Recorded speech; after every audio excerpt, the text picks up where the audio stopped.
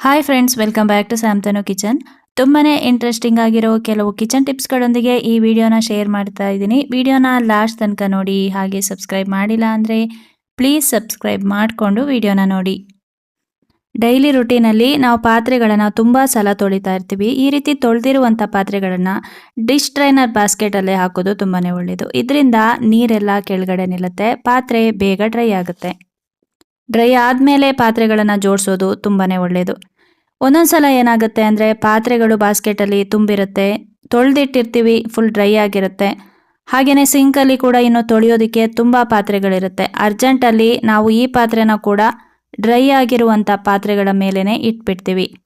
ಈ ಥರ ಮಾಡೋಕ್ಕೆ ಹೋಗಬೇಡಿ. ನಿಮಗೆ ಟೈಮ್ ಇಲ್ಲ ಅಂದರೆ ಬಾಸ್ಕೆಟಲ್ಲಿರೋ ಪಾತ್ರೆಗಳನ್ನು, ಅಂದರೆ ತೊಳೆದು ಡ್ರೈ ಆಗಿರುವಂಥ ಪಾತ್ರೆಗಳನ್ನು ನೀವು ಬಾಸ್ಕೆಟಲ್ಲಿ ಹಾಕಿಡಿ.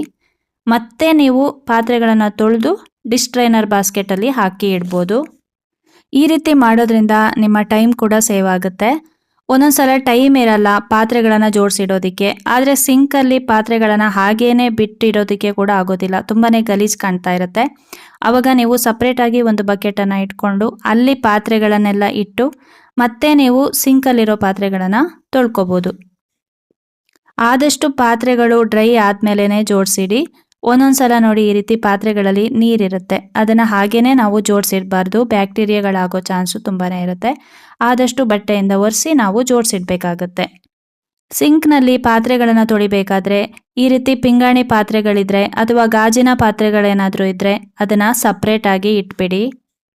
ಸ್ಟೀಲ್ ಪಾತ್ರೆ ಎಲ್ಲ ತೊಳೆದಾದ್ಮೇಲೆ ಮತ್ತೆ ನೀವು ಈ ಗಾಜಿನ ಪಾತ್ರೆ ಆಗಿರ್ಬೋದು, ಪಿಂಗಾಣಿ ಪಾತ್ರೆಗಳನ್ನಾಗಿರ್ಬೋದು ಸಪ್ರೇಟಾಗಿ ತೊಳಿರಿ. ಯಾವುದೇ ಕಾರಣಕ್ಕೂ ಮಿಕ್ಸ್ ಮಾಡಿ ಇಡಕ್ಕೆ ಹೋಗಬೇಡಿ. ಒಂದೊಂದ್ಸಲ ಅರ್ಜೆಂಟಲ್ಲಿ ನಾವು ಫಾಸ್ಟಾಗಿ ತೊಳಿತಾ ಇರ್ತೀವಿ, ಆವಾಗ ಆ ಪಾತ್ರೆಗಳು ಒಡೆದೋಗೋ ಚಾನ್ಸ್ ಇರುತ್ತೆ. ಸಿಲ್ವರ್ ಸ್ಕ್ರಬ್ಬರ್ಗಳನ್ನು ಪಾತ್ರೆ ಉಜ್ಜೋದಕ್ಕೆ ಆದಷ್ಟು ಅವಾಯ್ಡ್ ಮಾಡಿ.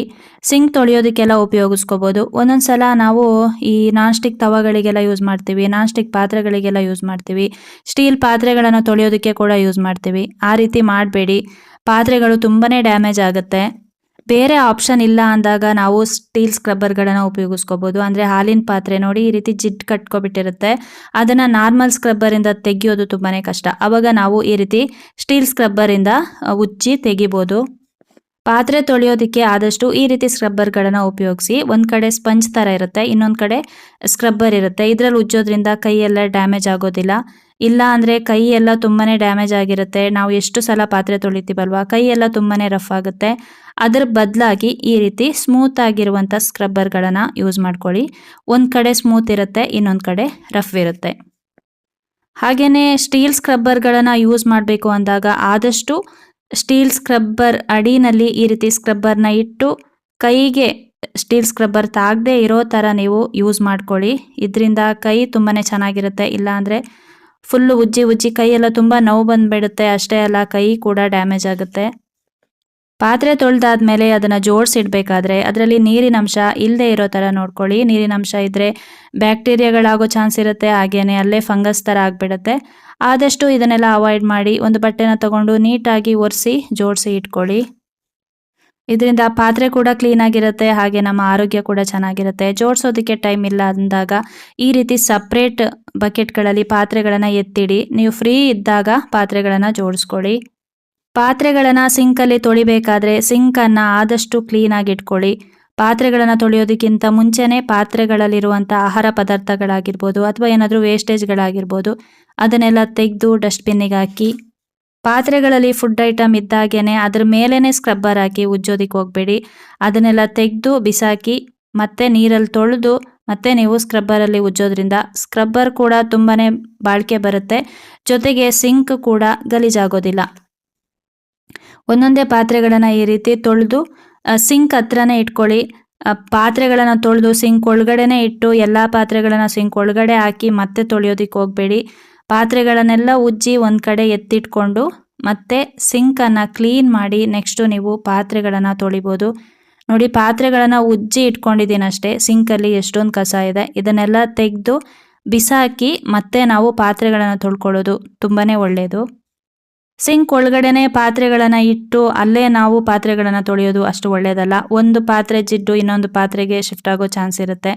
ಪಾತ್ರೆ ಕೂಡ ಅಷ್ಟು ಕ್ಲೀನ್ ಆಗೋದಿಲ್ಲ. ಸಪ್ರೇಟಾಗಿಟ್ಟು ಈ ರೀತಿ ನಾವು ತೊಳೆಯೋದು ತುಂಬಾ ಒಳ್ಳೆಯದು. ಹಾಗೆ ಗಾಜಿನ ಪಾತ್ರೆಗಳಿದ್ರೆ ಅಥವಾ ಪಿಂಗಾಣಿ ಪಾತ್ರೆಗಳಿದ್ರೆ ಅದನ್ನು ಸಪ್ರೇಟಾಗಿಟ್ಟು ಸಪ್ರೇಟಾಗಿ ತೊಳೀರಿ. ಇದರಿಂದ ಅಂಥ ಪಾತ್ರೆಗಳು ಒಡೆಯೋದಿಲ್ಲ, ಬಾಳಿಕೆ ಬರುತ್ತೆ. ಈ ರೀತಿ ಟಿಪ್ಸ್ಗಳನ್ನು ನಾವು ಡೈಲಿ ರುಟೀನಲ್ಲಿ ಫಾಲೋ ಮಾಡ್ಕೋಬೇಕಾಗತ್ತೆ. ಪಾತ್ರೆ ಎಲ್ಲ ತೊಳೆದಾದ್ಮೇಲೆ ಸ್ಕ್ರಬ್ಬರನ್ನು ಕೂಡ ನಾವು ನೀಟಾಗಿ ತೊಳಿಬೇಕು. ಹಾಗೆ ಸಿಂಕ್ಗಳನ್ನು ಕೂಡ ನೀಟಾಗಿ ಇಟ್ಕೋಬೇಕಾಗತ್ತೆ. ಜೊತೆಗೆ ನಮ್ಮ ಕೈಗಳನ್ನು ಕೂಡ ನಾವು ಹ್ಯಾಂಡ್ ವಾಶ್ ಹಾಕಿ ನೀಟಾಗಿ ತೊಳ್ಕೊಬೇಕು. ಉಗುರು ಸಂದುಗಳಲ್ಲೆಲ್ಲ ಡಿಶ್ ವಾಶ್ ಜೆಲ್ ಕೂತ್ಬಿಟ್ಟಿರುತ್ತೆ, ಅದು ಕೂಡ ಕೆಮಿಕಲ್ ಅಲ್ವಾ, ಹಾಗಾಗಿ ಕೈಗಳನ್ನು ಕೂಡ ನಾವು ನೀಟಾಗಿ ಇಟ್ಕೋಬೇಕು. ಸಿಂಕ್ ಕೆಳಗಡೆ ಈ ರೀತಿ ಒಂದು ಮ್ಯಾಟನ್ನು ಇಟ್ಟರೆ ತುಂಬಾ ಒಳ್ಳೆಯದು. ಯಾಕಂದರೆ ಸಿಂಕಲ್ಲಿ ಪಾತ್ರೆ ತೊಳಿತಾ ಇರ್ತೀವಿ, ನೀರೆಲ್ಲ ಕೆಳಗಡೆ ಬೀಳ್ತಾ ಇರುತ್ತೆ, ಕಾಲೆಲ್ಲ ಒದ್ದೆ ಆಗ್ತಾ ಇರುತ್ತೆ. ಅದರ ಬದಲಾಗಿ ಒಂದು ಮ್ಯಾಟನ್ನು ಈ ರೀತಿಯಾಗಿ ಇಟ್ಕೊಂಡ್ರೆ ಅಡುಗೆ ಮಾಡೋದಕ್ಕೆ ಕೂಡ ನಮಗೆ ತುಂಬಾ ಈಸಿ ಆಗುತ್ತೆ. ಪಾತ್ರೆ ತೊಳಿಬೇಕಾದ್ರೂ ಕೂಡ ನಮಗೆ ಹಿಂಸೆ ಅನಿಸೋದಿಲ್ಲ. ಸಿಂಕ್ ಹತ್ರ ನೀಟಾಗಿ ಇಟ್ಕೊಂಡ್ರೆ ಅಡುಗೆ ಮನೆ ಕೂಡ ತುಂಬಾ ಕ್ಲೀನಾಗಿರುತ್ತೆ. ಪ್ಲಾಸ್ಟಿಕ್ ಬಾಟಲ್ಗಳನ್ನು ಯೂಸ್ ಮಾಡ್ದಲೆ ಸ್ಟೀಲ್ ಬಾಟಲ್ಗಳನ್ನು ಯೂಸ್ ಮಾಡ್ಕೊಳ್ಳಿ. ಅಡುಗೆ ಮನೆನ ನಾವು ನೀಟಾಗಿ ಇಟ್ಟಷ್ಟು ನಮ್ಮ ಮೈಂಡ್ ಕೂಡ ಅಷ್ಟೇ ಫ್ರೆಶ್ ಆಗಿರುತ್ತೆ. ಅಡುಗೆ ಮಾಡಬೇಕು ಅನ್ನೋ ಮನಸ್ಸು ಕೂಡ ಬರುತ್ತೆ. ಆದಷ್ಟು ರಾತ್ರಿ ಟೈಮಲ್ಲೇ ಪಾತ್ರೆಗಳನ್ನೆಲ್ಲ ತೊಳೆದು ಅಡುಗೆ ಮನೆನ ಕ್ಲೀನಾಗಿ ಇಟ್ಕೊಂಡ್ರೆ ನೆಕ್ಸ್ಟ್ ಡೇ ನಾವು ಎದ್ದು ಬಂದಾಗ ನಮ್ಮ ಮೈಂಡ್ ಕೂಡ ತುಂಬಾ ಫ್ರೆಶ್ ಆಗಿರುತ್ತೆ. ಅಡುಗೆ ಮಾಡೋದಕ್ಕೆ ಕೂಡ ನಮಗೆ ಒಳ್ಳೆ ಮೂಡ್ ಬರುತ್ತೆ. ಒಂದೊಂದು ಸಲ ಏನಾಗುತ್ತೆ ಅಂದರೆ ಅಡುಗೆ ಮನೆಯೆಲ್ಲ ಕ್ಲೀನ್ ಮಾಡಿ ಇಟ್ಟಿರ್ತೀವಿ, ಮತ್ತೆ ನಾವು ಅಡುಗೆ ಮಾಡಬೇಕು ಅಂದಾಗ ಮತ್ತೆ ಕೂಡ ಅಡುಗೆ ಮನೆ ಗಲೀಜಾಗಿಬಿಡುತ್ತೆ. ಆದಷ್ಟು ಇದನ್ನು ನಾವು ಕಡಿಮೆ ಮಾಡಬೇಕು ಅಂದರೆ ಪಕ್ಕದಲ್ಲಿ ನೋಡಿ, ಸ್ಟವ್ ಪಕ್ಕದಲ್ಲಿ ಈ ರೀತಿ ಒಂದು ಬಟ್ಟೆ ಇಟ್ಕೊಳ್ಳಿ. ಈ ಥರ ಮಾಡೋದ್ರಿಂದ ನಾವು ಒಗ್ಗರಣೆ ಎಲ್ಲ ಕೊಡ್ತಾ ಇರ್ತೀವಲ್ವ, ಅದೆಲ್ಲ ಕೌಂಟರ್ ಟಾಪ್ ಮೇಲೆ ಹೋಗೋದಿಲ್ಲ, ಈ ಬಟ್ಟೆ ಮೇಲೇ ಬಿದ್ದುಬಿಡುತ್ತೆ. ನಾವು ಅಡುಗೆ ಮಾಡಬೇಕಾದ್ರೆ ಈ ರೀತಿ ಸ್ಪೂನ್ಗಳನ್ನು ಯೂಸ್ ಮಾಡ್ತಾ ಇರ್ತೀವಿ. ಒಂದ್ಸಲ ಖಾರ ಪುಡಿ ಹಾಕ್ತೀವಿ, ಧನಿಯಾ ಪುಡಿ ಹಾಕ್ತೀವಿ, ಮತ್ತು ಅದಕ್ಕೆ ಮುಚ್ತೀವಿ. ಕುದಿ ಬಂದಮೇಲೆ ಮತ್ತೆ ನಾವು ಸ್ಪೂನನ್ನು ಹಾಕಬೇಕು. ಅಂಥ ಟೈಮಲ್ಲಿ ಈ ಸ್ಪೂನನ್ನು ಅಲ್ಲಿ ಇಲ್ಲಿ ಇಡೋದ್ರ ಬದಲಾಗಿ ಈ ರೀತಿ ಒಂದು ಸಪ್ರೇಟಾಗಿ ಪ್ಲೇಟನ್ನು ಇಟ್ಕೊಳ್ಳಿ. ಸ್ಪೂನನ್ನು ಅದ್ರ ಮೇಲೇ ಇಟ್ಬಿಡಿ. ಆವಾಗ ಕಿಚನ್ ಕೌಂಟರ್ ಕೂಡ ತುಂಬಾ ಕ್ಲೀನಾಗಿರುತ್ತೆ. ಇಲ್ಲಾಂದರೆ ನಾವು ಆ ಸ್ಪೂನನ್ನು ಡೈರೆಕ್ಟಾಗಿ ತೆಗೆದು ಕಿಚನ್ ಕೌಂಟರ್ ಮೇಲೆ ಇಟ್ಟರೆ ಅಲ್ಲಿ ಕೂಡ ಗಲೀಜಾಗಿಬಿಟ್ಟಿರುತ್ತೆ. ಹಾಗೆಯೇ ನಾವು ಅಡುಗೆ ಮಾಡಬೇಕಾದ್ರೆ ಈ ರೀತಿ ಪ್ಲೇಟ್ಗಳನ್ನು ಉಪಯೋಗಿಸ್ತೀವಿ. ಅದನ್ನು ಕೂಡ ನಾವು ಈ ರೀತಿ ಒಂದು ಬಟ್ಟೆ ಇಟ್ಕೊಂಡ್ರೆ ಅದ್ರ ಮೇಲೆ ಇಡ್ಬೋದು. ಡೈರೆಕ್ಟಾಗಿ ಇದನ್ನು ನಾವು ಕಿಚನ್ ಕೌಂಟರ್ ಮೇಲೆ ಇಟ್ಟರೆ ಅಲ್ಲಿ ಕೂಡ ಎಣ್ಣೆ ಜಿಡ್ಡಾಗುತ್ತೆ, ನೀರಾಗುತ್ತೆ, ಮತ್ತೆ ನಾವು ಅದನ್ನು ಕ್ಲೀನ್ ಮಾಡ್ಕೋಬೇಕು. ಅದ್ರ ಬದಲಾಗಿ ಈ ರೀತಿ ಪಕ್ಕದಲ್ಲೇ ಒಂದು ಬಟ್ಟೆ ಇಟ್ಕೊಂಡ್ರೆ ನಮಗೆ ಅಡುಗೆ ಮಾಡಬೇಕಾದ್ರೆ ತುಂಬಾ ಈಸಿ ಅನಿಸುತ್ತೆ.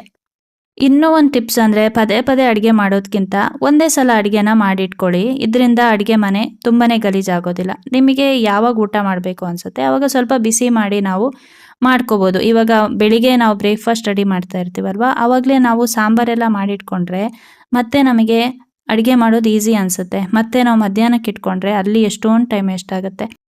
ನೆಕ್ಸ್ಟ್ ಟಿಪ್ ಬಂದು ನಾವು ತರಕಾರಿಗಳನ್ನು ಕಟ್ ಮಾಡ್ತಾ ಇರ್ಬೋದು ಅಥವಾ ಟೊಮೆಟೊ, ಈರುಳ್ಳಿ ಇದನ್ನೆಲ್ಲ ಕಟ್ ಮಾಡ್ತಾ ಇರಬೇಕಾದ್ರೆ ಪಕ್ಕದಲ್ಲಿ ಒಂದು ಪ್ಲೇಟನ್ನು ಇಟ್ಕೊಳ್ಳಿ.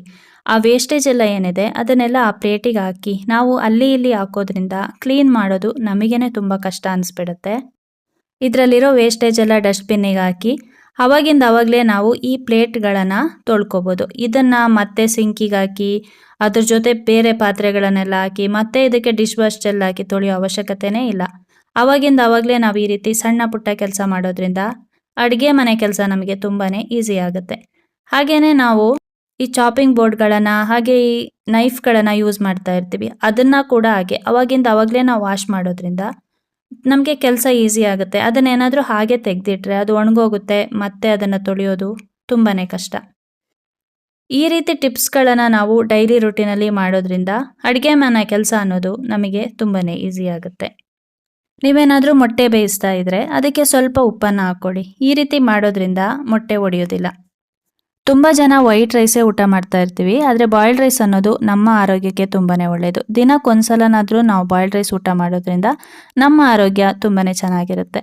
ಇದರಲ್ಲಿ ಅನ್ನ ಮಾಡೋದು ಹೇಗೆ ಅಂತ ತುಂಬ ಜನರಿಗೆ ಗೊತ್ತಿರಲ್ಲ. ಅನ್ನ ಮಾಡೋದು ತುಂಬಾ ಸುಲಭ. ನಾವು ಕುಕ್ಕರಲ್ಲಿ ತುಂಬಾ ಈಸಿಯಾಗಿ ಅನ್ನ ಮಾಡ್ಕೋಬೋದು. ಇದನ್ನು ಒಂದು 3ರಿಂದ 4 ಸಲ ನೀರು ಹಾಕಿ ಚೆನ್ನಾಗಿ ತೊಳ್ಕೊಬೇಕು. ತೊಳೆದಾದ್ಮೇಲೆ ಅದಕ್ಕೆ ನೀರು ಹಾಕಿ ನಾವು ಒಂದು ಅರ್ಧ ಗಂಟೆ ಬಿಟ್ಟು ನಾವು ಕುಕ್ಕರಲ್ಲಿ ಕೂಗಿಸ್ಕೋಬೇಕಾಗತ್ತೆ. ಇದಕ್ಕೆ ಸ್ವಲ್ಪ ಜಾಸ್ತಿನೇ ನೀರು ಹಾಕಿ ನಾವು ಅನ್ನ ಮಾಡಬೇಕಾಗತ್ತೆ. ಅಕ್ಕಿ ಎಷ್ಟು ಹಾಕಿರ್ತೀವಲ್ವ ಅದ್ರ 4 ಪಟ್ಟಷ್ಟು ನೀರನ್ನು ಹಾಕಬೇಕು. ನೀರು ಹಾಕಿ ಒಂದು ಅರ್ಧ ಗಂಟೆ ಹಾಗೆ ಬಿಟ್ಟು ಒಂದು 3 ಇಲ್ಲ 4 ವಿಷಲ್ ನಾವು ಕೂಗಿಸ್ಕೋಬೇಕಾಗತ್ತೆ. ತುಂಬಾ ಸುಲಭವಾಗಿ ಮಾಡ್ಕೋಬೋದು, ರುಚಿ ಕೂಡ ತುಂಬ ಚೆನ್ನಾಗಿರುತ್ತೆ. ನೋಡಿ ಈಗ ಆಗಿದೆ. ನೀವು ಡೈರೆಕ್ಟಾಗಿ ಇದೇ ಥರ ಗಂಜಿ ಥರ ಕೂಡ ಊಟ ಮಾಡ್ಕೋಬೋದು. ಪಲ್ಯ ಎಲ್ಲ ಇದ್ದರೆ ತುಂಬಾ ಚೆನ್ನಾಗಾಗುತ್ತೆ ಇದ್ರ ಜೊತೆಗೆ. ಹಾಗೆಯೇ ನೀವು ಬಸಿಬೇಕು ಅಂದರೆ ಇದಕ್ಕೆ ಸ್ವಲ್ಪ ಉಗುರು ಬೆಚ್ಚಗಿನ ನೀರನ್ನು ಹಾಕಿ ಚೆನ್ನಾಗಿ ಮಿಕ್ಸ್ ಮಾಡಿ ಇದನ್ನು ನಾವು ಸ್ಟ್ರೈನ್ ಮಾಡ್ಕೋಬೇಕಾಗತ್ತೆ. ತುಂಬಾ ಸುಲಭವಾಗಿ ಮಾಡ್ಕೋಬೋದು, ರುಚಿಯಾಗೂ ಇರುತ್ತೆ, ಆರೋಗ್ಯಕ್ಕೆ ಕೂಡ ತುಂಬಾ ಒಳ್ಳೆಯದು.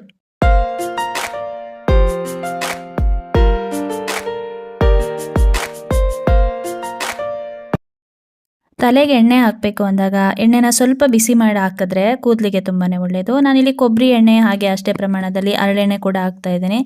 ಜೊತೆಗೆ ಮೆಂತೆ ಕಾಳು ಹಾಗೆ ಕರಿಬೇವು ಸೊಪ್ಪನ್ನು ಹಾಕ್ತಾ ಇದ್ದೀನಿ. ಇದನ್ನು ಸ್ವಲ್ಪ ಕುದಿಸಿ ಮತ್ತೆ ನಾವು ತಲೆಗೆ ಹಾಕೋದ್ರಿಂದ ಕೂದಲು ತುಂಬ ಚೆನ್ನಾಗಿ ಬರುತ್ತೆ. ದೊಡ್ಡವರಷ್ಟೇ ಅಲ್ಲ, ಇದನ್ನು ಮಕ್ಕಳಿಗೆ ಕೂಡ ನಾವು ಉಪಯೋಗಿಸ್ಕೋಬೋದು. ಫ್ರೆಂಡ್ಸ್, ಇವತ್ತಿನ ವಿಡಿಯೋದಲ್ಲಿ ತುಂಬಾ ಯೂಸ್ಫುಲ್ ಆಗಿರುವಂಥ ಟಿಪ್ಸ್ಗಳನ್ನು ಶೇರ್ ಮಾಡಿದ್ದೀನಿ.